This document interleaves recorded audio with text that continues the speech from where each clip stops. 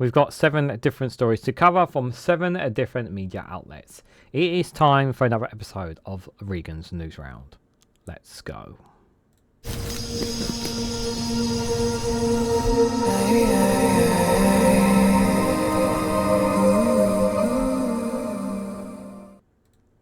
Good morning, good afternoon, good evening, wherever you are in the world. This is Reganelite here with another premiere video of Regan's Newsround, the first one of 2025, where I cover 7 different stories from 7 different media outlets.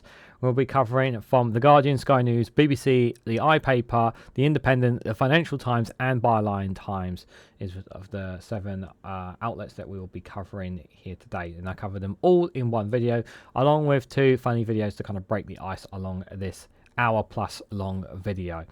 The first article we're going to be covering is Turnout inequality in UK elections are close to a tipping point, a report warns. That will be from The Guardian we will first look at. Then we will look at more than 36,000 migrants cost the English Channel to the UK in 2024, up 25% on 2023. That is from Sky News. Then we will look at Sadiq Khan's knighthood prompts conservative criticism. That is from the BBC we will look at next. The following one will be an exclusive from the iPaper with the headline that New China headache for Starmer as he faces a challenge from MPs over a trade pact. That'll be an interesting one indeed. Another one from the Independent here of Elon Musk is urging Britons to vote reform as he steps up his support for Nigel Farage's party. We're going to talk a little bit about that as well.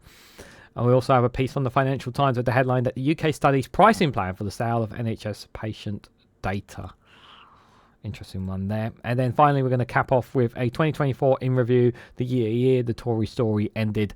That's one from Byline Times, guys. These will be time-stamped down below if you want to timestamp. Yeah, if you want a particular story that you'll link to after this premiere video has gone up as well, just for reference as well. So let's get started with the first story, you guys. So the first one here is from The Guardian. So, turnout inequality in the UK elections close to a tipping point, a report warns. The IPPR says elections could lose legitimacy because of falling turnout among groups such as renters and non-graduates. So we've talked, significantly when we covered the UK elections here, particularly on this channel, and I'm sure other people know that the system that we have in place is just not there. It's not what we would say is right for us, is working for us. But we also know that there is, as it says there, a tipping point is coming when it comes to inequality. Not enough is being done to ensure that everybody gets a free fair vote. I feel personally that my vote is pointless at elections. I do feel it has more significance at a local election than a general election because I'm in a Labour stronghold, where I feel that my vote, even though I cast it towards who I want it to, doesn't really have necessarily much of an impact. There is this feeling that, in the last general election, everybody kind of voted a lot of people voted with the intention of just ousting the Conservatives and not actually voting for who they wanted to vote for, and hearing what they had to say rather than actually being bought into this tactical voting that they had to do. Or some people just felt that they are so disillusioned, disintrusted, disenchanted with any kind of politics that they don't want anything to do with it. Not enough is being done and more needs to be done. Now, when Labour came in, they did not say that they were going to get rid of IDs, which is a big letdown. But they did say they were going to review the system. Now, how long that review is going to take and when we're going to have answers, I don't have a full, I'm not sure. But something needs to be done. Something definitely needs to be done because people don't believe in any kind of democracy here in particular. So there is something that needs to give with regards to this. That is for sure. So let's read a bit more into this, guys. So UK elections are close to tipping point where they lose legitimacy because of a plummeting voter turnout among renters and non-graduates, a influential think tank has said. Now, obviously, we're talking about young renters and younger people in particular. We would say this is also quite concerning. We know that majority of voters are more older voters rather than younger voters, but we know that they're going to be increasing the voting age at some point to 16 as well. So people younger are going to be able to vote. We really need to encourage people to do so. The analysts by the Institute of Public Policy Research, the IPPR, found that the gap in turnout between with and without university degrees grew to 11 percentage points in the 2024 general election, double that of 2019. The turnout gap between homeowners and renters grew by nearly a quarter between the 2017-2024 election to 19 percentage points. The findings suggest a growing disillusionment with politics among certain social groups, which is leading to an increasing unequal elections. Interesting. So Priya Patel, an Associate Director of Democracy and Policy at IPPR, said, close to a tipping point at which elections begin to lose legitimacy because the majority do not take part, and that should be ringing more alarm bells than it is. Turnout equality in the 2024 election was 11 percentage points between the top and the bottom third owners, between people in working class and middle class jobs, which was largely unchanged since 2015.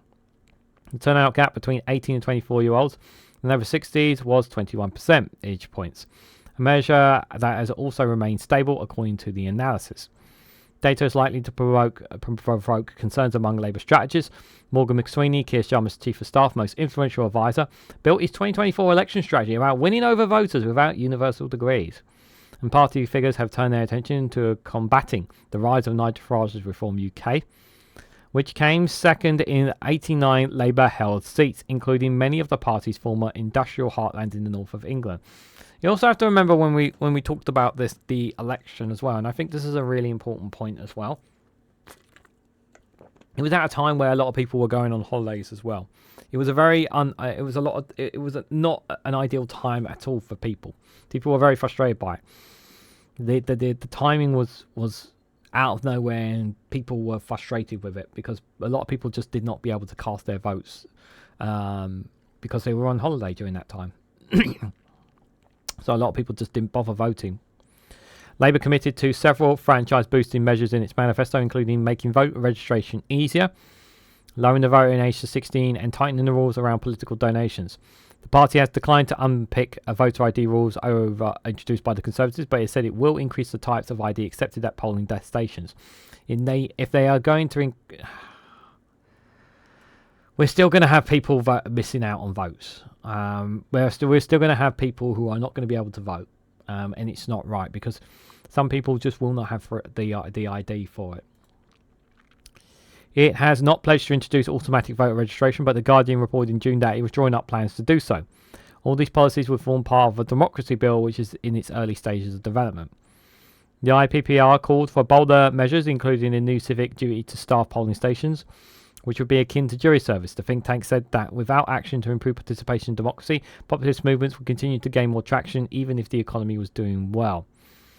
Only 1 in 2 adults living in the UK voted in the July 2024 general election, the think tank analysis show, which was the lowest share of the population to vote since universal suffrage.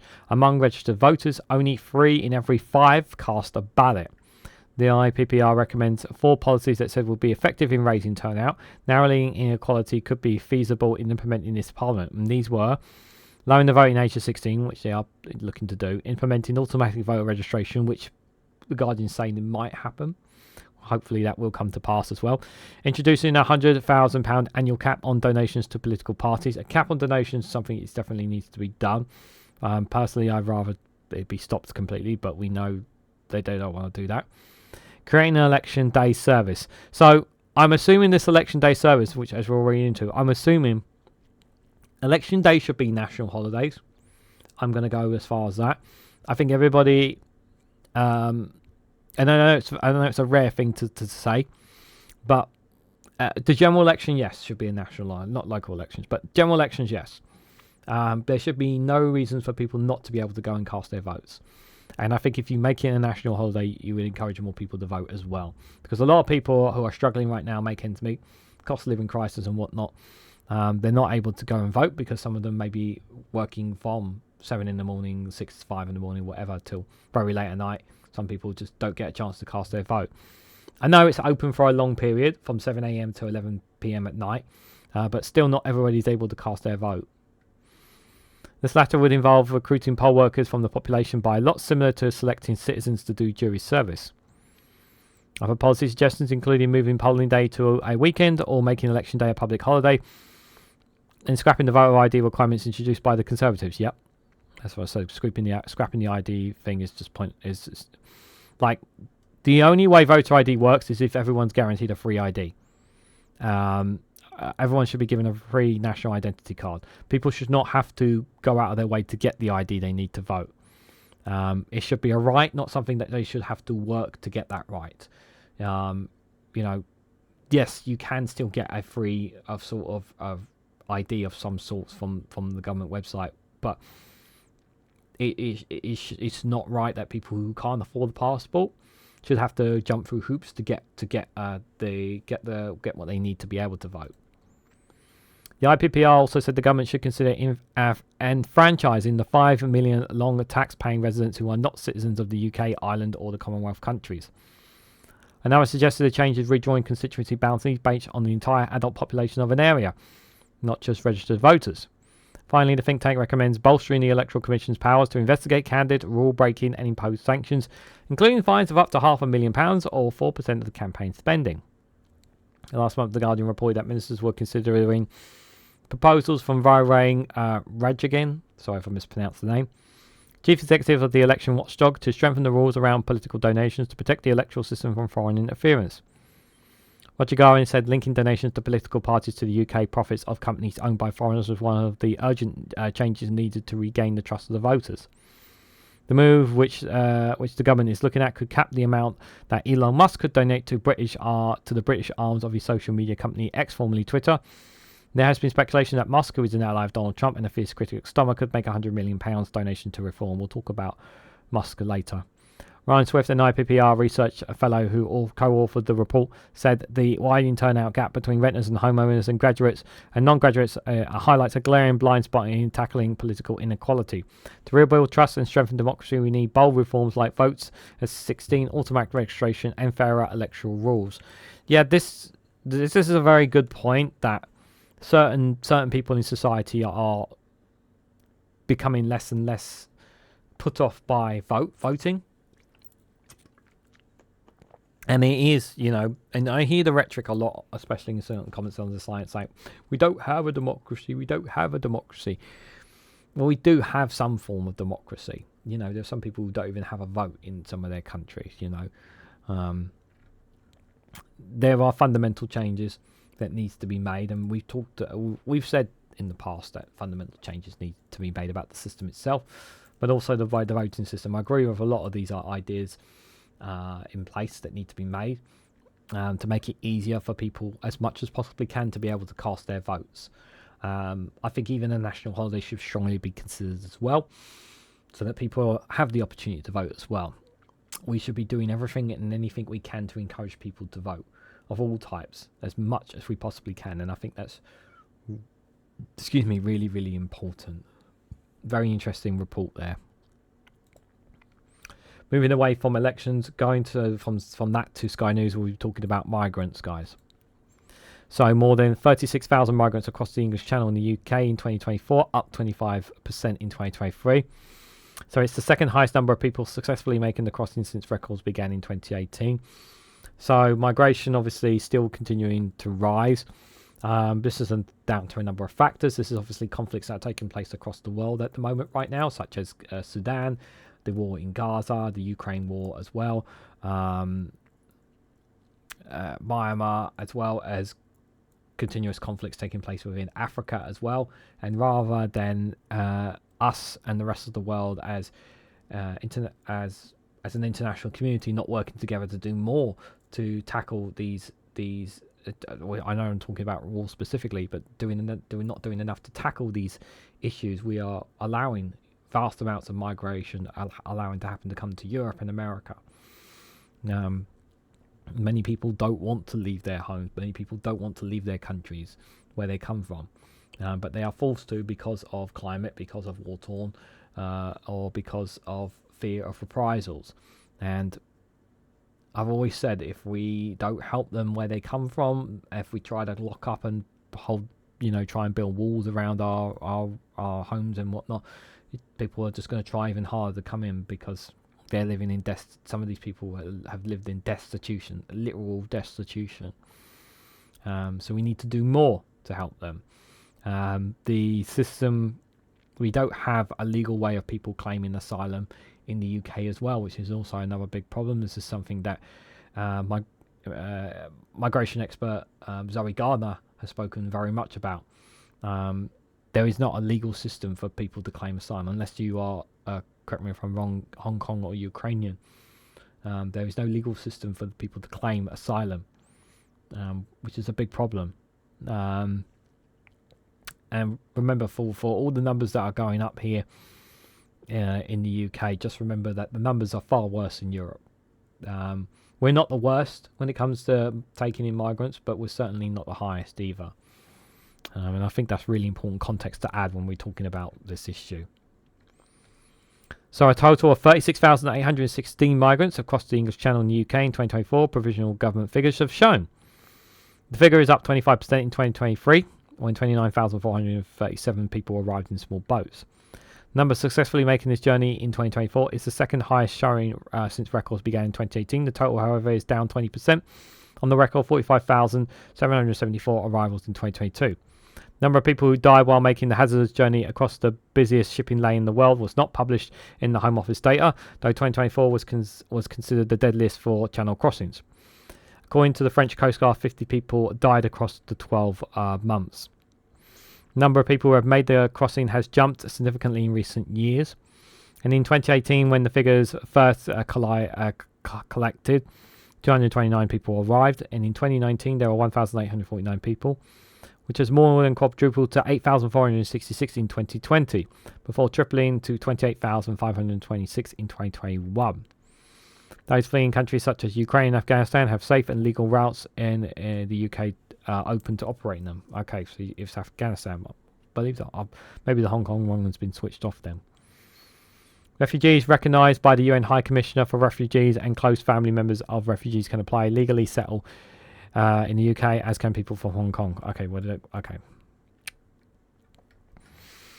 Others can arrive via alternative routes, but they are sometimes illegal and they can rely on criminal gangs for people smugglers. The last crossing of the year took place on the 29th of December when 291 people made the journey from France in 6 boats.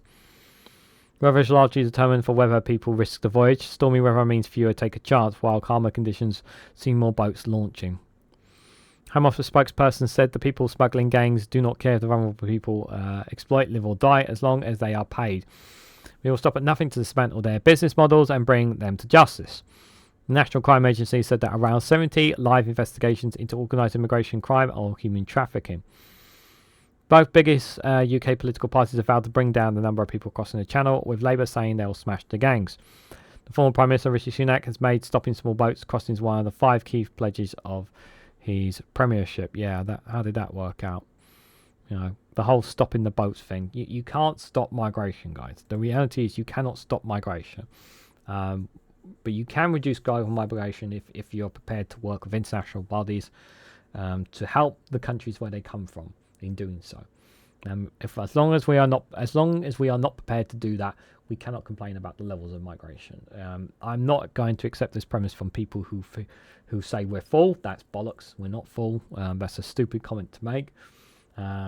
If people want us to people generally want the UK to take less migration, they have to be willing to put their hand in their pocket saying, yes, I'm willing to spend taxpayer money if it means that helping these people where they come from so that they don't have to come to the UK.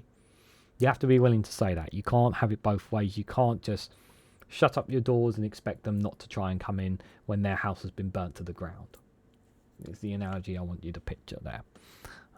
So this is an issue, unfortunately, that is going to be continually be talked about, because unfortunately this is what the media wants to talk about, because it gives voices to people like Nigel Farage about them.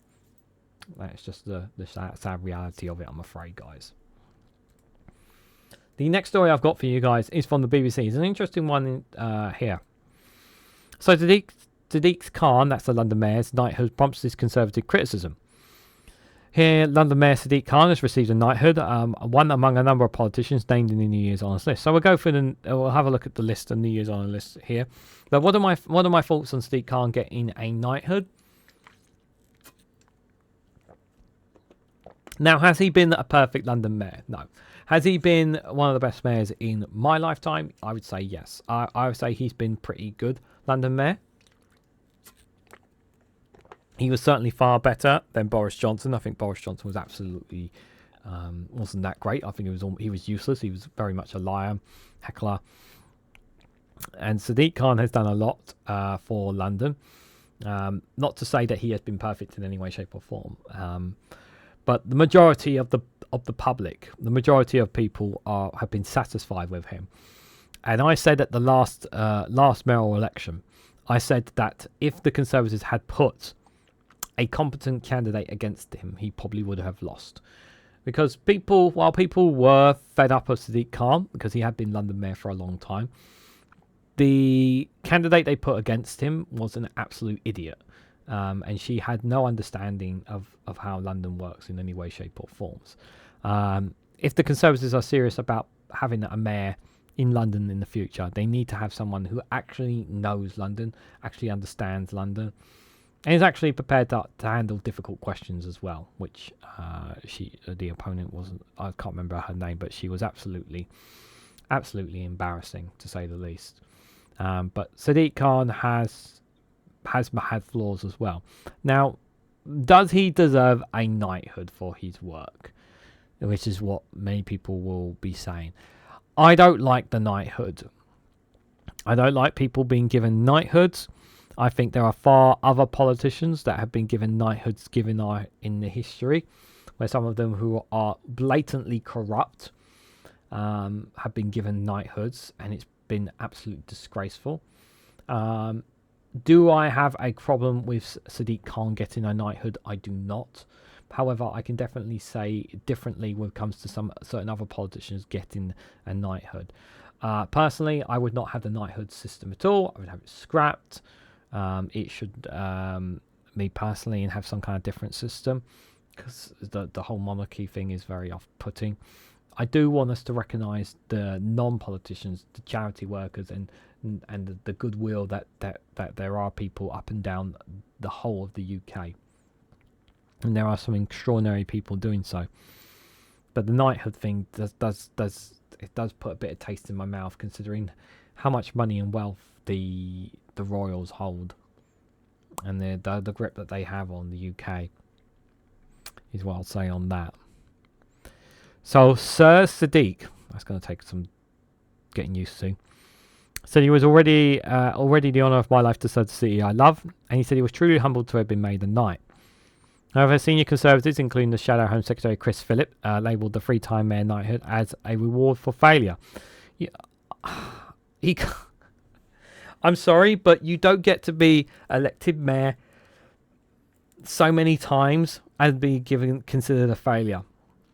I'm sorry, but the people of London voted him in on countless occasions.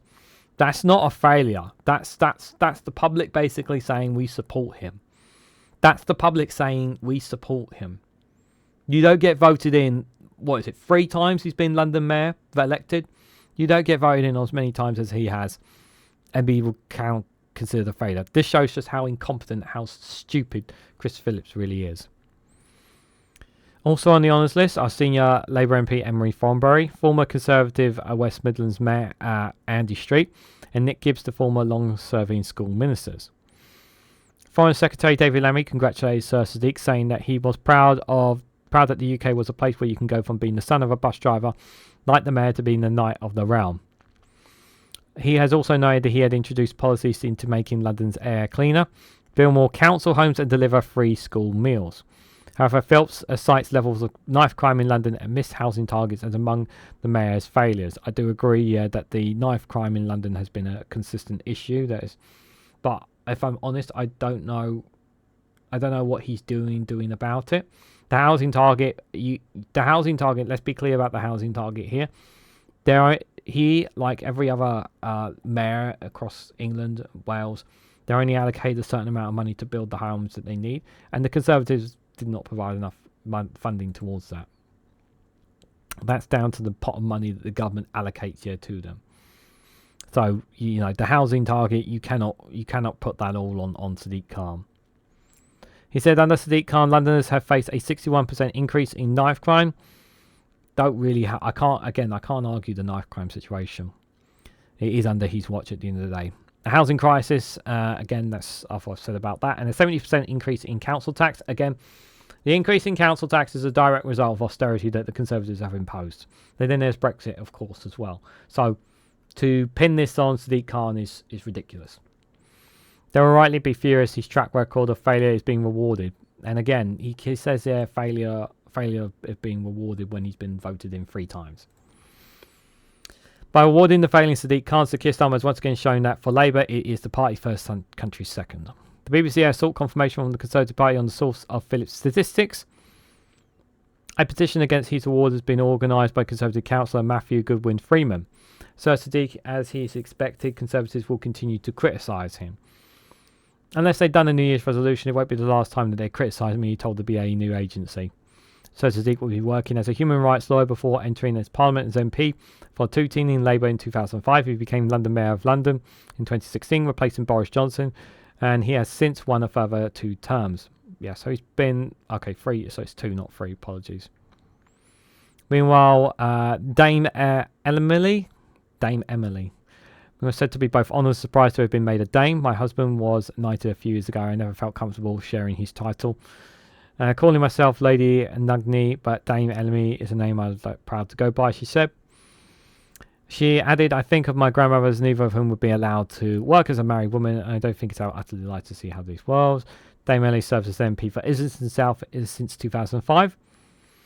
And is now chairwoman of the Commons Foreign Affairs Committee. She was not included in Sir Keir Starmer's first cabinet after Labour's general election victory. She is now Dame Commander of the Order of the British Empire. This is why I don't like knighthoods.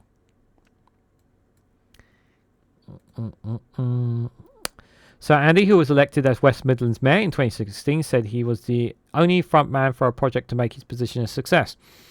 Now, his appointment as a knight was allocated for what people in the West Midlands. Several former MPs also received honours from the annual list. Former MP Rajil Janawana, who served as Environment Secretary during Liz Truss's brief time as Prime Minister, and former Conservative Deputy Prime Minister Whip Marcus Jones have both been made knights. Why? Former Labour MP Kate Hollington, who lost her Blackburn seat to an independent candidate, Adine Hassan in July, has been appointed Commander of the Order of the British Empire, CBE as well. Why? Lord Mike Case, the National Chairman of the Jewish Labour Movement, who was recently ennobled by Sir Keir, has been appointed member of...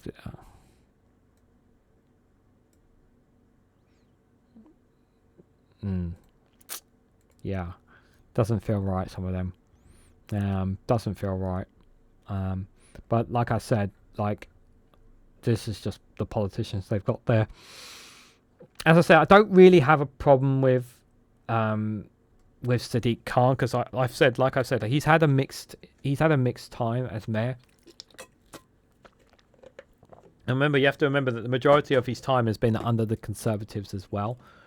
So he had to cooperate with consecutive different prime ministers, different Conservative governments,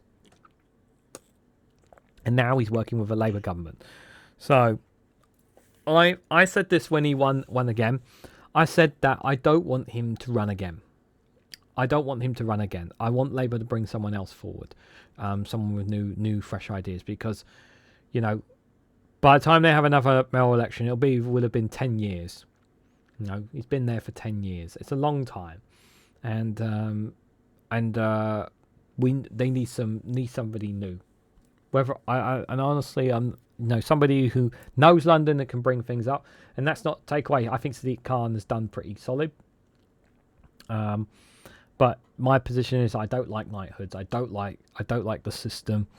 I'd rather use some kind of different system altogether than this one. It just leaves a bitter taste in my mouth, and I'm sure many of you probably will agree with me when it comes to this kind of stuff. The next story I've got for you guys, moving on, is an exclusive from the iPaper. An interesting one, to say the least. So, a new China headache for Sir Keir Starmer as he faces challenges from MPs over the trade pact.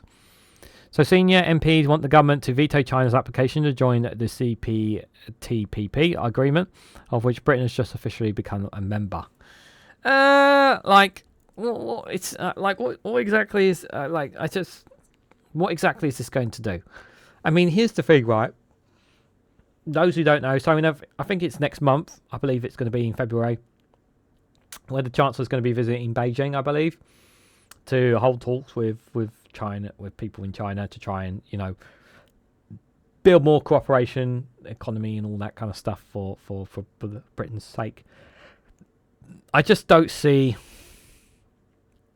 I don't see a UK doing anything about this at all. I don't see how this is going to help us. It's not going to have much. Being a part of the CPTPP, it's not helping our economy. Barely helping our economy. All these countries are on the other side of the goddamn world, and we're just on our little island on the outskirts of Europe. The European Union, our biggest trading market, which is right there.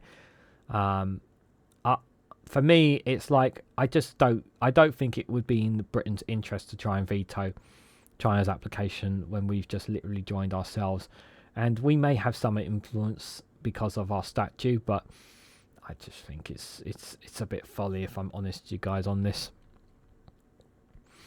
So the British government is under pressure to stop China becoming a member of the global trade bloc that UK has just joined. In December, the UK officially became the 12th member of the Free Trade Agreement with 11 nations in the Asia and the Pacific. If only all those Brexiteers knew that we were from the Europe in Europe and not over there. The Comprehensive and Progressive Agreement for Trans-Pacific Partnership. Trans-Pacific, remember. The CPTPP. I'm going to keep getting that wrong, as you guys know. It's a trade pact between Australia, Burundi, Canada, Chile, Japan, Malaysia, Mexico, New Zealand, Peru, Singapore, Vietnam, and now the UK, which between them generates 13% of the world's income. Both China and Taiwan have applied to join the pact, which lowers trade barriers between members, though it's much less far-reaching than some other economic agreements, such as the EU Single Market and Customs Union. Beijing is seen as being keen to build economic ties with fast-growing nations in Southeast Asia, such as Vietnam, while also wanting to stop the CPTPP from becoming a Western-aligned geopolitical bloc on its doorstep. The UK government said it would not act unilaterally to block China from joining, but would instead seek consensus from other members. Sir Keir Starmer has signalled that he's willing to work with Beijing, particularly on boosting economic ties, with Chancellor Rachel Reeves set to travel to China next week for talks with officials. So it's next week, not January, not February. But senior MPs called for the Labour administration to take a stand by issuing a firm veto against China's CPTPP membership. Sir Ian Duncan-Smith, the former leader of the Conservatives, told the paper, "We should be leading by saying that this is not something that they should be allowed in."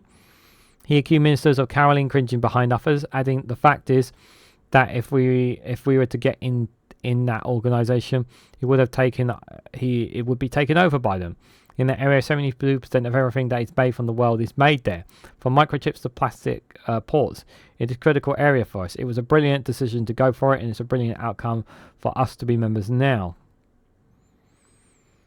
And Duncan Smith concluded, "If this British government is so scared stiff of upsetting China, then we are dead, because if they get in, or even have any chance of getting in, then the world is in dreadful trouble." How is the world in dreadful trouble if they join? Like, I'm really sorry, I'm just having a very I'm like the world is doomed if they join the blog. If they join the CPTPP, it's gonna be all over. It just finds me funny. Alistair Chimmel, a veteran Labour Liberal Democrat MP who chairs the Commons Agriculture Committee, said, "The government should not be afraid to offer a clear stance on Beijing's possible membership of CPTPP. A bit of pragmatism is often necessary in trade and diplomacy, but our actions need to be grounded in principles as well. If the UK is going to be a voice for human rights and liberal democracy in the world, then it needs to live up to those values in our actions and be unapologetic in doing so. Under the rules of the agreement, new applicants must show track records of having kept to previous commitments on trade and must also have consensus support from existing members." A spokesperson for the Department of Business and Trade said, "Any economic looking into joining CPTPP must meet strict conditions, matching the agreements of high standards and trade commitments. We will consider applications alongside fellow members and remain committed to achieving a consensus decision." Officials who have been involved in the UK's ascension negotiations privately argue that China would never be allowed to join because of opposition from other countries in CPTPP, such as Japan. British membership became official in December following years of talks which started in the aftermath of Brexit. It is forecast to increase trade between the UK and other members, including Canada, Mexico, Chile, Australia, Singapore and Malaysia. But to have a relatively small impact on economic growth overall, boosting the annual GDP by 2 billion. 2 billion, which is nothing. The impact was initially spearheaded by the US, simply known as the Trans-Pacific Partnership, but Washington withdrew from the planned agreement when Donald Trump became president in 2016, and Joe Biden declined to rejoin. The current members have a combined GDP of around 12 trillion. Because of the rules of the CPTPP are much looser than the EU's customs union, the UK's membership will not limit the government's ability to strike other free trade deals. In December, Starmer signalled that the government would press ahead with attempts to reset the UK relations, despite a row over Priya Sandra's friendship with an alleged spy. Yeah, we covered that in a video in the past. Some MPs have pushed the government to take a harder line on China, but the Prime Minister insisted he was already balancing the risk and opportunities of engagement with the country. I don't think it's something that really we should be worried about. There's a lot of, so like it says there, that it sounds like there's a few hoops for China to join anyway. But like I said, it's not going to have a major impact on us anyway. I don't think it'll have a big impact on us in particular anyway. Like, I just think it's a bit of this sovereign part coming into my... When I think of this, I just think it's a bit of those who have sovereignty stuck in their heads. It's like, we want us to be the big dogs in this new group. And it's just like, and China coming in is going to make them the bigger dog. That's kind of how it feels to me. You know, the perception that I have here is that they're going to feel like the bigger dog, obviously. And they will be the bigger dog because obviously they're a bigger market, bigger economy, bigger army, bigger everything than us in every way, shape or form. But honestly, if China did join the CPTPP, would I be kicking up a fuss about it? Would I see it as the world being doomed? No, I don't think so. That's a bit far-fetched, if I'm honest on that, you guys. But what do you guys think? Let me know in the comments below.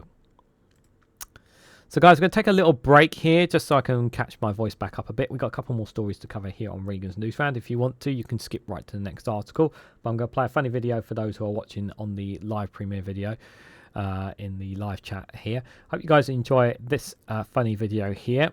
This is an old one from Michael Spicer.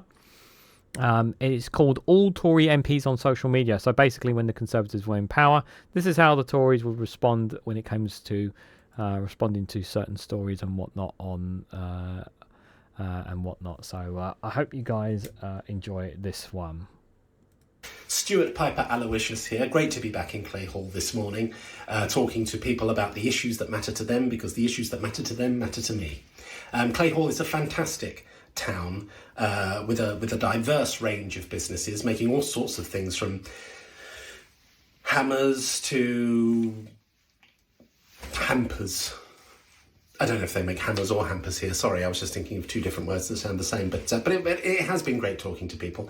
In fact, one lady said to me that she loved living here because it still felt like Britain. And that's fine. You shouldn't be ashamed of feeling patriotic. She should be ashamed of the other things she said after that, though, because they were abhorrent. But her central message was clear. Let's celebrate Britain and let's celebrate innovation in Britain. For instance, I'm standing not 500 yards from where there is some building work going on, and they are making a hub for innovation and technology. And that sounds great to me. I'm sure it will attract hundreds of jobs to the area.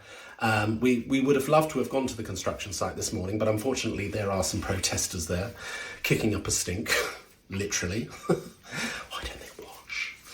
And they're protesting about the food banks in Clay Hall. We've got 6. But why are they protesting that? I mean, food banks are doing an amazing service helping people buy food that they can't buy because they've not budgeted it correctly, you know. And you can't expect a poor person to know how to budget. That's why they're poor.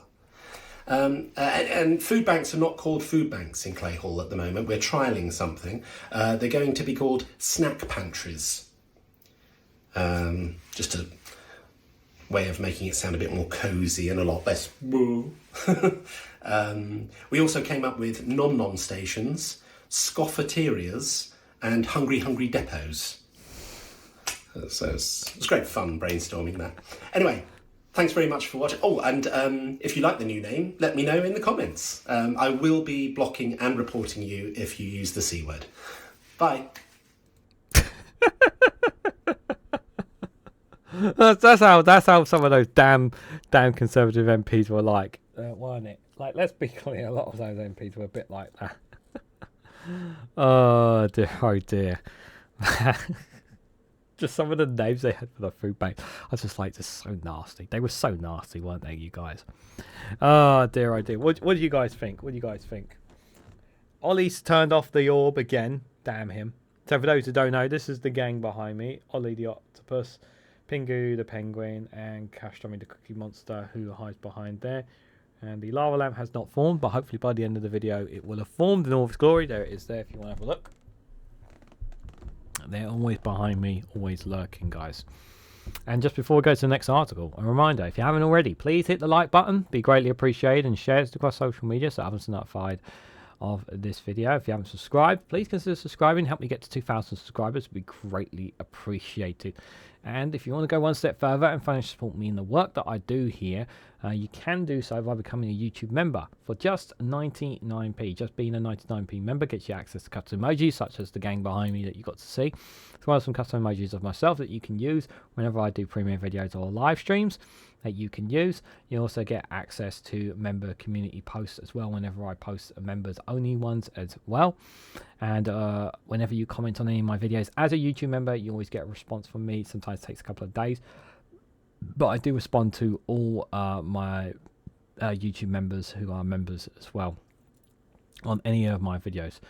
So thank you to anyone who has been a member. And if you wanted to upgrade to the $1.99 membership, you will get early access to content. So content that I record and upload that's already that's ready to go. It's scheduled, videos are scheduled at a certain time, but you can get it straight away as soon as it is uploaded onto YouTube if you are a YouTube $1.99 member. So do check out the perks, do check out the membership, and have a look for yourself if you and consider supporting me that way. Other ways you can financially support me is by buying me a coffee. A link for that's in the description as well. You could also join the Patreon community as well, where they get exclusive content on there. Do consider checking out the Discord community as well. It is free to join there as well. Links for all of them are down in the description below. Thank you all very much for listening. It's greatly appreciated.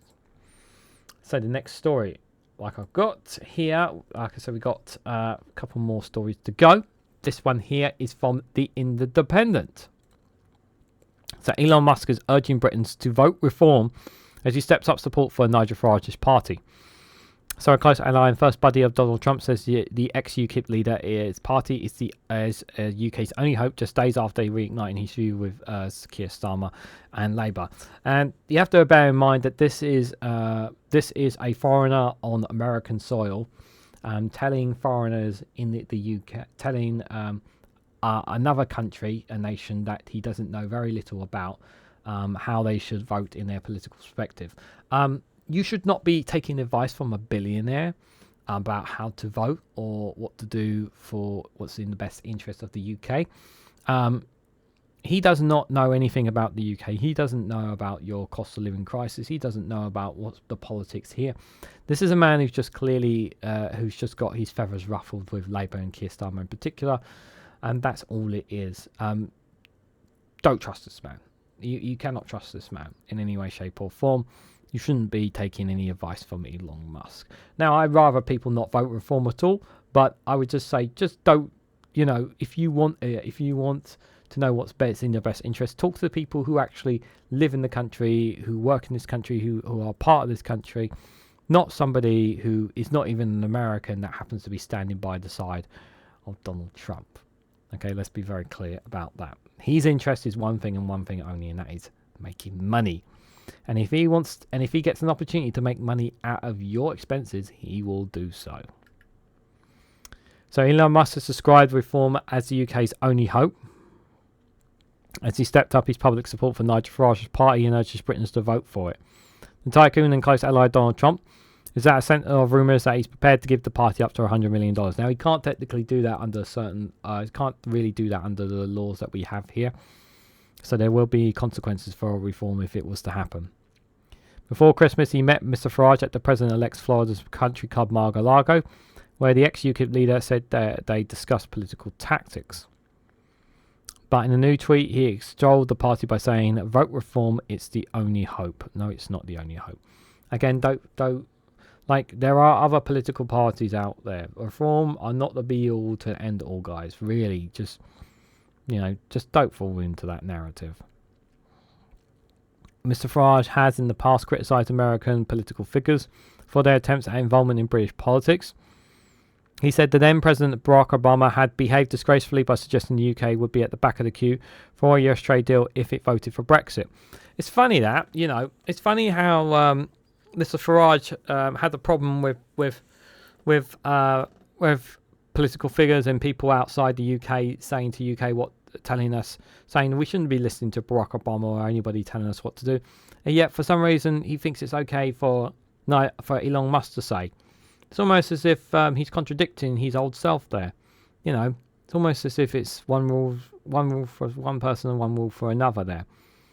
Yeah, seeing the picture here, aren't you? Mr. Musk's comments was in response to a social media post about the sexual exploration of young girls by gangs in Rotherham. Come just days after he stepped up his feud with Sir Keir Starmer by claiming that very few businesses want to invest in Britain under Labour. Prime Minister hit back, pointing to billions of pounds that have come into the UK since he took office. That is true. Lots of money have come into the UK since they've taken over, and that is true. Sir Keir previously clashed with Mr. Musk in August when the billionaire claimed in a post in the X platform that he owns that civil war is inevitable in Britain. Like this, calling this civil war, this is not, those kind of terms and language is not helpful in any way, shape or form. Enticing, that's almost incentivizing riots and violence among people.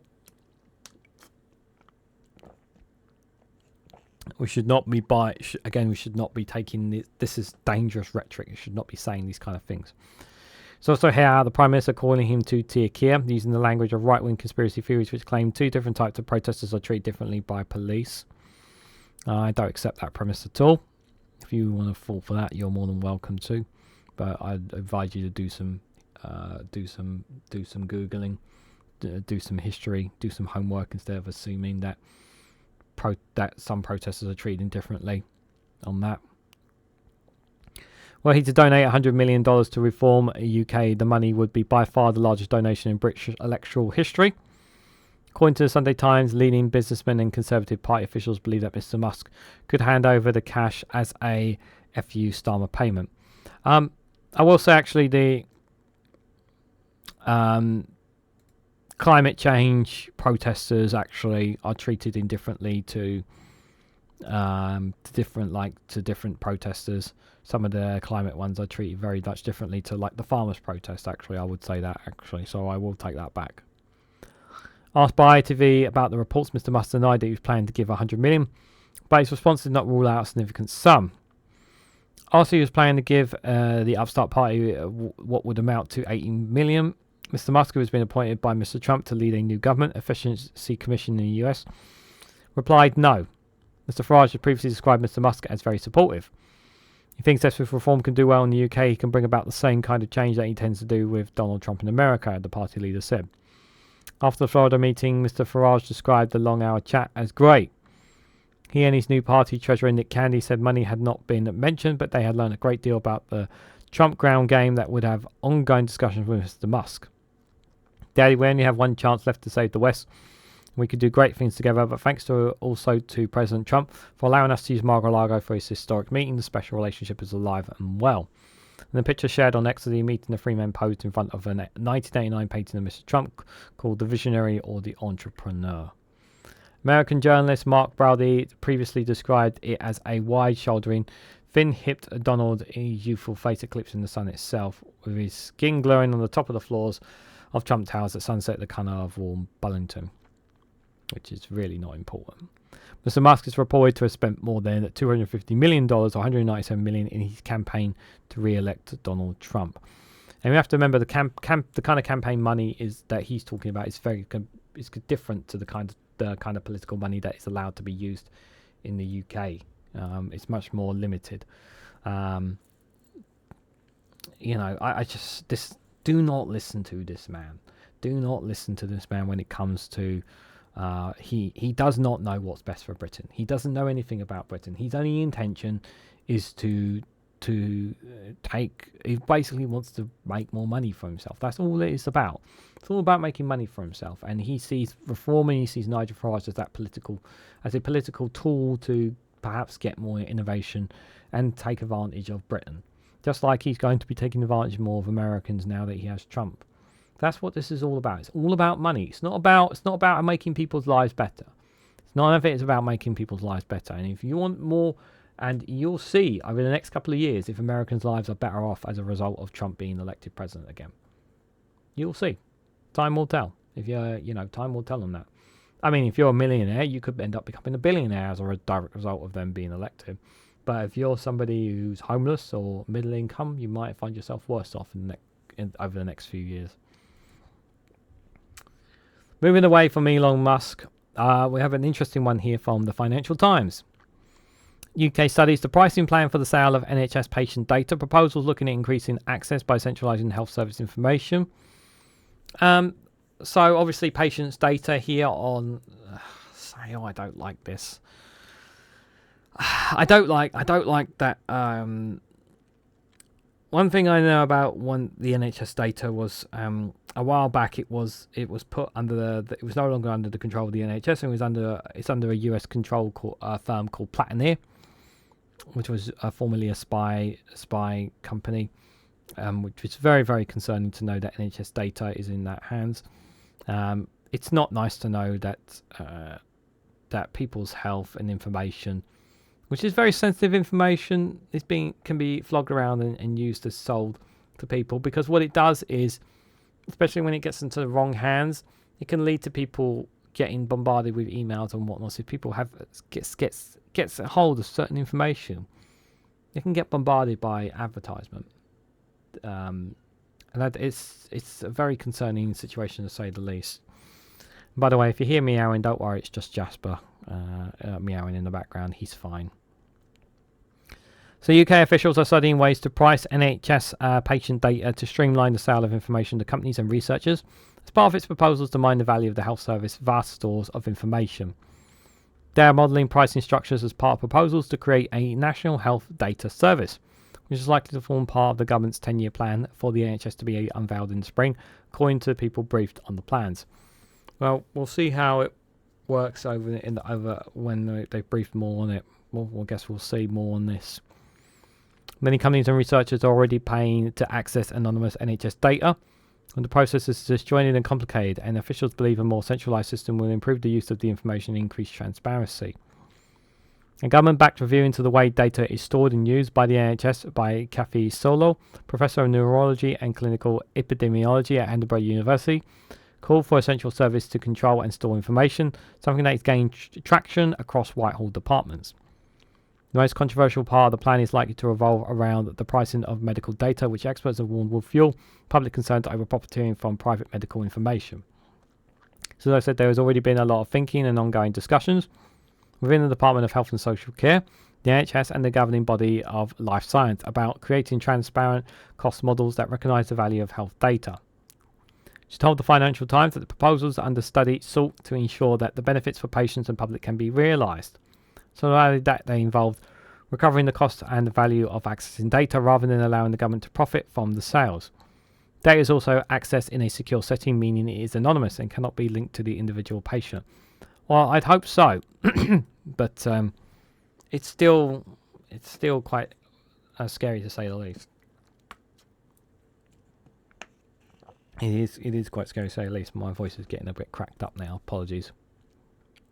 However, she added that such a shift had to be handled with care. The idea of large multinational companies profiteering off the back of the NHS is not palpable for many people, and the notion of direct data selling does not go down well with the public, so they said. Her report warned undue emphasis on selling data damages trust in the system. A recent survey by the NHS found that 50% of people were concerned the health service would sell their data to companies without their permission. A data service like to form part of Labour's 10-year health plan being developed by the Health Secretary Wes Streeting that is due to in the spring, according to people briefed on the plan. Proposals including the creation of a single access system for the information from GP surgeries, hospitals and other care settings. The NHS service has been striving to improve its use of data, which NHS England awarded a controversial £330 million contract to US data analytics group Platinum in 2023 to develop a new platform. This is what I'm saying, yeah. Streeton said in October that data is the future of the NHS and the UK and could lead to the world in medical research. Our data will be as valuable as our taxes. We contribute our data in the knowledge that it will lead to a more personalised medicine. And also because it will contribute to better care for everyone, he added. Government spokesperson said, we welcome the comprehensive solo review and are considering the recommendations ahead of the upcoming spending review, life science sector plans and a 10-year health plan. Unlike Solo's recommendations, the body would have its own budget and it would be run by an independent senior director. It will also be charged with mapping out the infrastructure needed to store and access health information, including data centres and software systems. The data service will be responsible for linking existing bodies to create large-scale sets, which will likely provide more meaningful insight to researchers. Excuse me. It's I don't trust any government when it comes to handling our data. I don't trust it. I don't trust either government, neither Conservative or Labour, to handle such sensitive data. Excuse me. By the end of the day, we'll just have to hope that whatever plans they have are suitable ones that benefit us. I really hope the plans that they have in place are ones that that do protect our data. The data is protected. As long as it's protected, that's the main thing. Just on that story, I just feel like I was very much concerned about Platinum and that deal going through. And I remember covering it at the time, and I was very, very concerned, and I'm still concerned about that because they could easily create backdoor loops, backdoors in such a platform like that because they're running it, because they're building the platform for it. It's very, very scary. People's healthcare under risk here. I don't like the direction our healthcare service is going. I really hope it goes back towards what it becoming more of a public service. I just hope the government knows what it's doing with our data, and I don't have much hope in that right now. So the last one I've got for you guys is from Byline Times. It's more of a review of last year, guys. So it's the year of how the Tory story ended. Russell Jones looked back at the worst parliament in history, came to its clamorous conclusion. So before I read into this, I will just say that this is quite a bit of a tricky one. So this will probably hurt my voice quite a bit. And it has been. We're just glad to see the back of the Conservatives more than anything. I think everyone is, and we are hopeful that 2025 will bring us better hopes and better news. I've said this before in other videos. And I hope that the Conservatives never come back into power again, because they've never been sorry for what they've done. Never been sorry, never apologetic. And until they do, I don't want to hear a word from them. I don't want them talking about what they think is best or criticising the government when they themselves left us in hellholes of messes that we are in. And let's be very clear, they left us in a wreck. An English Parliament has existed for more than 800 years, and there have been some startling bad ones. Excuse me. The mad one of 1258, the bad Parliament of 1377, and the merciless Parliament of 1378. But following the vigorous start, terrible parliamentarians took under a 46-year break, so they could get a really good run up to the Conservative one that ended in 2024. This was a parliament that took the biscuit and then probably tried to have sex with the biscuit. It's not an analogy I really wanted. Or chopped it up for some snorting or flogging it to their mates. Even the Telegraph described it as the worst parliament in history. And not without cause. Of the MPs elected in 2019, a record number were expelled or resigned due to some depravity or other. How he laughed at Rishi Sunak's promise that he was about to conjoin integrity, professionalism and accountability from a case of self-serving crooks, xenophobes and charlatans from that forms his party. How befitting of laughter it seems now. The year began with an ITV drama of Mr. Bates versus the Post Office, which shoved the story of Britain's biggest ever miscarriage of justice into every living room, hot off the heels of 14 years of hectic government apathy. Kemi Badenoch, at the time a business minister, notionally responsible for doing nothing at all, immediately decided to buck stop several miles away from her. She phoned the Post Office chairman, who had never even bothered to meet, and sacked him on the spot. Well, someone's got to take a rap for this, she told him, while instructing him via civil servants to stall compensation payments. So they land on the desk of an incoming Labour government, thus allowing the Tories to limp into the general election. And limp they did, largely as a result of shooting themselves in both feet, not least over asylum seekers. Credit where is due. The Conservatives had guaranteed an illegal migration policy. That's precisely what they delivered. The Supreme Court ruled the Rwanda plan was unlawful because the country was an unsafe destination. So the Tories attempted to declare it safe by parliamentary fiat. Why didn't they just vote to make Gaza safe, if that's how it works? Or Chernobyl, or putting your fingers near Jonathan Gullis's mouth. If only, guys, if only. Sunak's inevitable failure over Rwanda was enough to make Andrea Jenkyns demand yet another Tory leadership election so she could serve under a new and true Conservative leader. But by the year's end, her search for a new and true Conservative led her to Nigel Farage, an old liar from the Reform Party. But in the meantime, Sunak spent the 6 months prior to Farage's and never returned to the spotlight, tackling more urgent business problems than his immediate predecessors. Liz Truss was like an actor who had been cast in a single episode of Star Trek. That's an insult to Star Trek. And then eked out into the life forms of Comic-Con appearances in her endless quest for relevance. The least popular premiere in the history of British polling launched a faction called Popular Conservatism, which was designed to unite the party, but in a drizzling return to form, managed to split the two during its actual launch event. 4 speakers had been invited, but only Truss and Jacob Rees-Mogg turned up. And like a jump scare, Kwasi Kwarteng decided only 14 years too late, but it would be better if he quit politics entirely. And Simon Clarke was forced to pull out because of his most recent coup attempt, left his colleagues describing him as a self-indulgent tosser. Meanwhile, as Russia became ever more dangerous, while discovering Conservatives' funding cuts had left the army unable to afford enough bullets, luckily we could depend on our volunteer force. Lance Corporal Johnson reported for duty, "Sir," declared Boris Johnson. Secured in the knowledge he was 25 years old, too old for military service, but at least he moderated his ambitions. Once he aspired to be world king, he's now reckoned he could make it all the way to the lowest ranking non-commissioned officer it is possible to be. And he was certainly the army would want him, even though, as Jennifer Carney can attest, he has already done his fair share of dishonourable discharges. Since Walsall damage turned out to be an illegible fight on our behalf and his government cuts had left our military unable to do more than point their empty guns at Russia and shout BANG! We had to find other ways to deter the Kremlin. So, as part of the ongoing sanctions against Putin's regime, Sunak relaxed the rules that banned Russians from attending the Geneva the Triveni Scholarship, a master's degree program for future leaders. Excuse me. Fully funding from Britain's foreign aid budget, you probably assume foreign aid was helping poor farmers in developing nations. In fact, it was training Russian leaders. The US anti-corruption campaigner Bill Borla called the move highly inappropriate. Because a program like this should be for citizens of countries that aren't threatening us with nuclear war.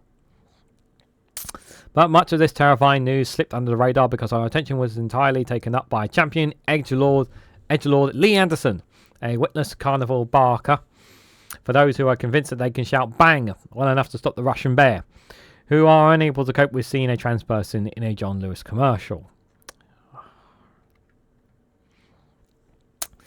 The then Deputy Tory Chairman claimed Islams had got control of Sadiq Khan, and he's giving our capital away to his mates. Excuse me. The outrage drew Sunak's criticism problems into sharp focus. He simply cannot afford to offend racists because he needs their money and their votes. So he cannot declare Anderson wrong to target Khan. Although he wouldn't be drawn exactly why Anderson was wrong. Was he just Islamophobic? I guess it was just unknowable, prejudged, and an interoperable secret Islamophobic. What do words mean anyway? All Sunak knew was that Anderson was wrong. An abstract term that placed unconcealed bigotry in the same categories in the lapse as upper metric. None of this helped the Conservatives' hopes in May's local and mayoral elections in London. The party's candidate was Susan Hall, was the battered neighbour from a 1970s sitcom that they can't repeat anymore because attitudes have changed. On social media, she liked messaging endorsing El Pal. She joined Facebook groups rife with Islamophobia, which morally aside is a wrestlingly poor campaign move in multicultural London. Unsurprisingly, she lost by the largest margin in the majority's history. Her response beamed live from whatever planet she was on. Or was that what she was proud to say? She have nearly defeated Khan. Yeah, that's her. Susan Hall. She lost her bus pass or something, or her bus pass got stolen or something. I remember that story from LBC. It was a bit of a funny one. But the Tories' racist problems deepened when the party's largest donor, Frank Hester, was reported to have said that merely looking at Diane Abbott made him want to hate all black women, and that he hoped Abbott would be shot. Fortunately, the Conservatives had stocked up on their words wrong during the Anderson debacle, and were quickly rolled into it out again.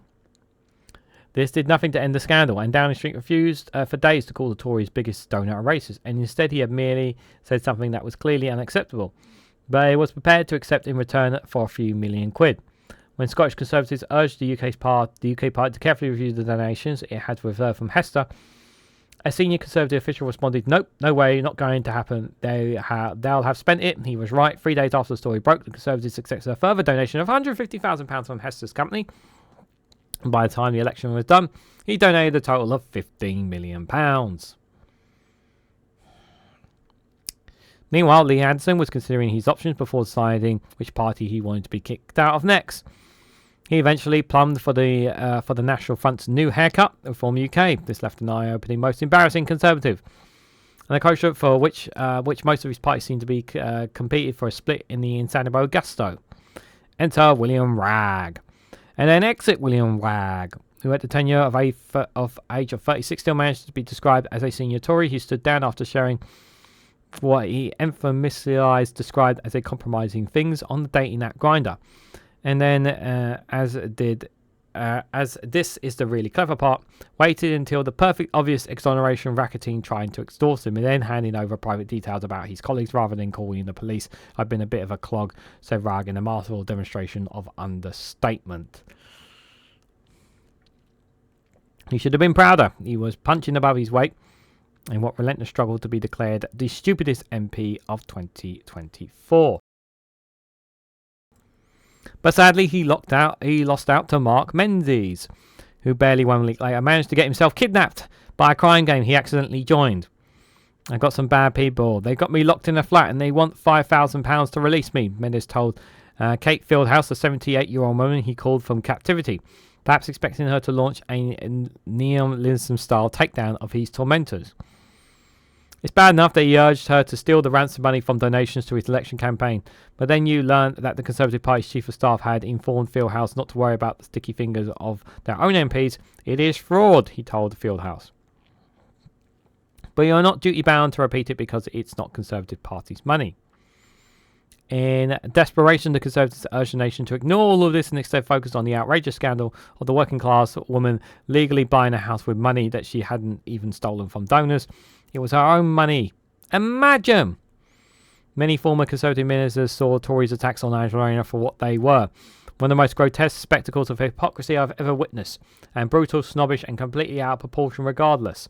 The Telegraph dedicated 28 shrieking headlines to Rayner's non-existent malfeasance in a single week, where, while hidden away in the paper's pathways backlogs, there appears a minor article in which tax experts admitted any outstanding liabilities. One would only be about £500 in the event she didn't own a thing. And guess what? She wasn't found guilty. Meanwhile, one of the Conservatives' largest donors, Lord Bamford, along with his brother, was under investigation for tax liabilities quite literally 1 million times larger. There was not a single article relating to Lord Bamford's tax in the Telegraph. But mud had to be slung, because the election was nearing and nothing was going right for Sunak. He'd already fought more relaunches than the space shuttle, generating just as much hot air and promulgating just as many disasters, and now it was time for another. He donated his muscle suit and pretended to be a strong man, much like being led by Mr. Bean. Next few years would be some of the most dangerous our country has ever known, he announced, perhaps hoping he could win an election by scaring votes shitless. I guess making us piss ourselves laughing counts as a near miss. His relaunch speech was still echoed along Downing Street and was already written off as a failure. Did the party even have a strategy? It didn't look like it. It looked like a government as improvised, a real-time whose lie is it anyway, in which members of the idea called out his ideas such as F off or no, seriously, F off, and then the Conservatives did the opposite. Not there was much enthusiasm about the alternative in recent years. The Disney Corporation has taken into filming in a faculty called The Volume, of 360 wall of GCI artificially that renders everything small, meaningless, and dull. But faculty is the mass production of empty crap for mass consumption. Perhaps it is that inspired Keir Starmer to create a form of a flat, fake wraparound politics that allow room for Natalie Elkertine in a party that still contained John McDonnell. Oh God, I didn't like this at all. I think it's fair to say that Elkertine's defection to Labour united every party in abject honour. She had been so far to the right that Conservatives openly expressed surprise that she had joined the BNP. Vidal Sassoon's nemesis, Michael Fabricant, accused Elkertine of wanting to... I can't say her word, that's why. Of wanting to drown migrants and start a war with France. And deplored the fact that someone with those views is accepted into Labour. He nonchalantly accepted her in the Tories party 3 days previously, but Fabricant has always battled three great foes. Consistency, Tony and Guy. If you know Michael Fabricant, you know what he meant by Tony and Guy. Finally, the news arrived that Sunak would go to the country on July the 4th, the period since 2010. It felt like a long illness. The election of 2024 felt like a grateful death. As election announcement went, it wasn't half bad, it was 3/4 bad. Sunak didn't even have the wit to stay in. Out of a torrential downpour, opting instead to get cinematically drenched as he performed his cinematic big number. I'm just Rishi, he sang. The only can in history to be smaller than his own action figurine. It's hard to look at him without thinking about the chef from Ratatouille after being abandoned by the rat. In accordance with tradition, Sunak rolled up his sleeves, the political equivalent of a battling, indicating that he was all about getting things done. Or so we thought. It turned out his sleeves were rolled up because he had been groping elbow deep in the number 10 policy toilet, from which he plucked the glimmest masterpiece at the centre of his plans for British renewal, making people pretend to be a soldier for 1 day a month. Oh, you forgot about conscription, didn't you, people? In fairness, his government had brought back slum housing, food shortages, DIY, dentistry, scurvy, rickets, and acceptable racism. So I guess national service seems the next logical step on his path to secure victory to the general election of 1924. Maybe he hoped the policy would transform Conservatives' electoral prospects. In which case it worked. He transformed them from dreadful to terminal. Dozens of his MPs decided to jump rather than push. And the party seemed to be slowly disassembling before our eyes. You half expect them to start singing Daisy Daisy, and ever decreasing speed and pitch. But we could still rely on the sturdy presence of a vigorous or West Collar Steve Baker, who decided to stick around long enough to rap his favourite action man dream on live TV. What do you want to do if you're not an MP? Asked Victoria Derbyshire. Skydiving, motorcycling, fast cameraman sailing, barked Baker in the style of somebody up against the clock on the Generation Game conveyor belt. I was talking about work, Derbyshire replied, but that's fine. And with that, off we go to Normandy, where Sunak quickly exited from D-Day commemorations, managed to compass the longest day down to a couple of hours. Penny Mordaunt, angling to be the next Tory leader, went so far to describe Sunak's decision as wrong, placing it in the same category as the kind of racist outspurt that gets you jettisoned into another party. It was Sunak's worst week to date. But then again, so was every presidency week. He spent the entire leadership wandering listlessly from calamity to catastrophe and back again, like a latter day, I can't say that word, chanting a mantra that something would turn up. And what turned up was Nigel Farage! With a smile like the brass plate on a coffin lid, taking over the leader of reform and reassuring that those with memories of a goldfish that he shared their grievances, having personality caused most of them. So now the right was split between two bonkers visions of the country. In Sunak's topsy-turvy UK, poor people were skimped because they were giving them all their money, while those who were drowning in riches remained too poor to pay tax.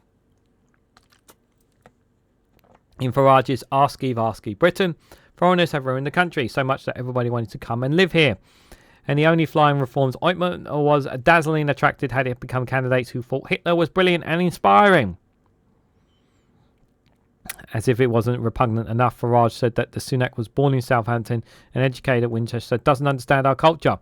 For I've checked my notes on this the gazillionth time. Farage stood accused of racism but defended himself and reminded us that he had done more to drive the far right out of British politics than everybody else alive. And I took on the BNP over a decade ago. See also that time Snickers also took on the marathon bars. This nasty little incident made me feel for Sunak. Although we had felt for him a good deal more if he responded appropriately to Lee Anderson and Frank Hester. But hypocrisy was the name of the game, and the Tories played it to perfection. For 14 years, they had been the government obsessed with gambling the country's future for personal gain. And a week before the election, they choose to remind us for the fact that with most of the nose fashionable imaginable, a remarkable number of Sunak's close aides and confidants had placed identical bets on the date of the election. And what do you know? They paid off. The party's director of campaigns ended up spending the rest of the election on leave of absence because his wife stood accused of being a part of the betting scandal. Few voters were shocked. We were too busy being astonished that this campaign was being directed at all. So perhaps it was being misplaced loyalty, perhaps a wavering disdain, perhaps merely his sterling native impolity. But Sunak threw nobody to the wolves. He had chosen the hill he wanted to die on. And on that hill, it seemed, was William Hill. He answered all inquiries about the misuse of inner knowledge about his best manual impersonations. I know nothing, thus providing to Farage that he did not know our culture. I guess it could have been worse, although I can't imagine how. Conservative candidate James Cracknell described his own party as a shower of... And ministers stopped agreeing to make public appearances. Laura Trott failed to turn up to so many hustings that in the end the organisers replaced her with a toy squirrel. In their party that still had 372 MPs, 25% of all radio and TV interviews were undertaken by one man, Mel Stride, whose only noticeable achievement was that he undertook 25% of all TV and radio interviews. Whatever you might think of Mel Stride, at least he actually went out there and actually faced the music, you know. Of course, it was perfectly possible that Sir Keir Starmer was equally lousy at electioneering, where we never had to find out because the Conservatives were so hilariously bad at doing politics that Labour didn't even have to try. Which is fortunate because Starmer turned out to be as hollow and as soulless as a chalk outline of the corpse of a socialism. He offering to the nation boiled down to things will not get better but will get worse or a slightly slower rate. We weren't offered hope and prosperity, but it all paid off, didn't it, for Labour in the end? Labour won by a landslide, but for Rees-Mogg, the worst part wasn't that he lost his seat. It was by the time the result came in, it was dawn, which meant it wasn't safe for him to return to his crypt until the sun went down again. The Conservatives ended up with the lowest number of MPs in the party's history, and the largest ever drop in MPs between one election and the next. At least until 2029, Labour's mandate is a mile wide and an inch deep. Starmer's 412 MPs seem like a vast buffer against discontent, but the party's only increased its vote share by 2 points. The landslide was slow, gossamer, a thing that you could look straight through it and see Farage lurking from behind. Now, things have not begun well. Can be put down to two things. Certainly, Labour is the worst economic inheritance since the war, but he is not addressing it with anything of the radical resolve of the Kermit athlete. But large part of the problem is the robotic nature of not just Starmer, but of his entire team. It looks as though they've spent long handling Ming vases that they've learnt the abject terror of any movement. Yeah, that is true. Sunak's bestie, Elon Musk, foresees millions of jobs being replaced by partially effective AI bots. But nobody pretended that his first job would be the leader of the Labour Party. Starmer's espionage for his vision for the nation is a tone of a man who hates visions for nations. it is though the country has been elected the auditor of all things. Everything is to be inevitably immunized. Can't even say that goddamn word. And balanced in Starmer's ledgers. Ideas, hopes, enthusiasm, even his own personality. Sum total Keir Starmer available to the public will not exceed the sum of his parts, nor will it fall a microgram short, or your money back. The month since July has been low, flat, dishwash grey, and half a year of rainy Wednesdays. Each moment distinguished only by its indistinguishable from the next. It feels like Labour spent a decade cunningly plotting its route back to power and then dedicated 10 minutes after a boozy lunch to consider what would happen if it won. Within 2 months, Starmer's popularity fell below that of Sunak, which won't surprise you when you remember the first Labour budget didn't arrive for 76 event-free days, during which nobody detected any hope of improvement for their lives. Already, Elon Musk, the planet's top troll, is forecasting reform as the winner of the next general election.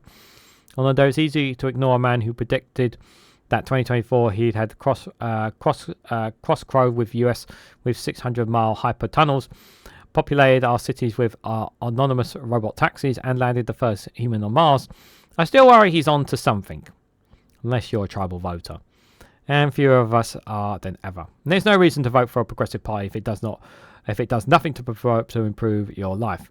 During Labour's month of wet inactivity, 36% of British children's languages in poverty, and the efforts of a vastly unpopular Brexit left the economy tumbling by a further £500 million a week. When did we finally get a budget? It seems to deliver almost nothing unless you count the irritating Jeremy Clarkson as a major accomplishment. And you can achieve that much with a cold meat platter. It's easy to imagine disillusionment masses already forming intractable negative opinions about Starmer's project, throwing their hands in the air and crying, "Stuff it, I've got nothing to lose," by giving insane racist disruptors a try. The Parliament ended in 2024, and they may have been mad and bad, and only avoid being merciless because its leading lights were 100% malevolent, but only 70% effective. But if Labour wants to experience a truly appalling Parliament, then it should continue as it has started, and watch what happens when it is replaced by Prime Minister Nigel Farage. And this piece was written by Russell Jones, who is the author of The Decade in Tory and Four Chancellors and a Funeral. I'm sorry if I botched some of it, guys, because my voice is, as you guys know, while I was going through it, was cracking up quite a bit there.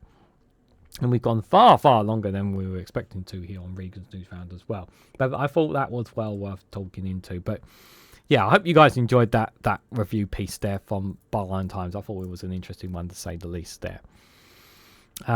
So before I go, guys, let's end with a funny video to see ourselves out. It's an old one, but it's a reminder, guys, that if journalists don't say the right things, they might end up disappearing. Which to some people, even if you're from Broken News, is totally fine.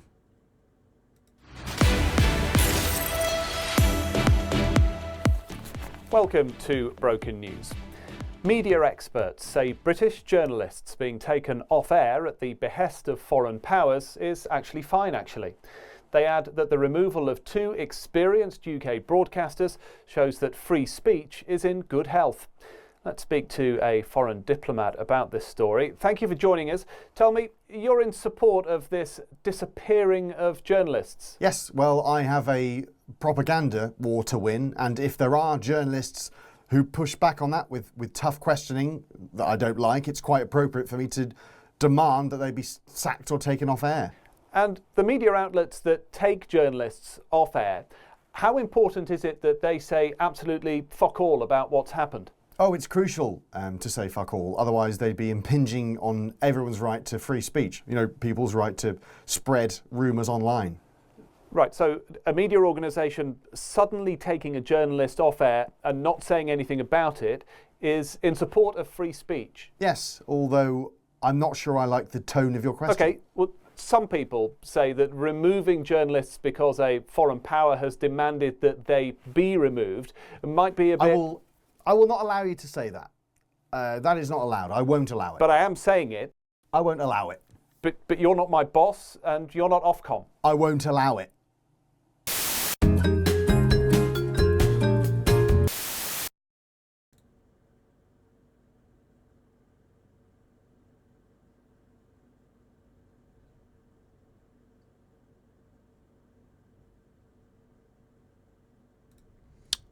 May he rest in peace.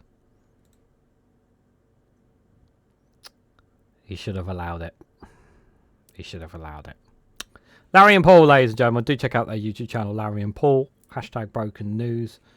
The title of it was called Disappearing Journalists. It's totally fine. I wish journalists were allowed to speak more about their minds, but apparently some are not allowed to.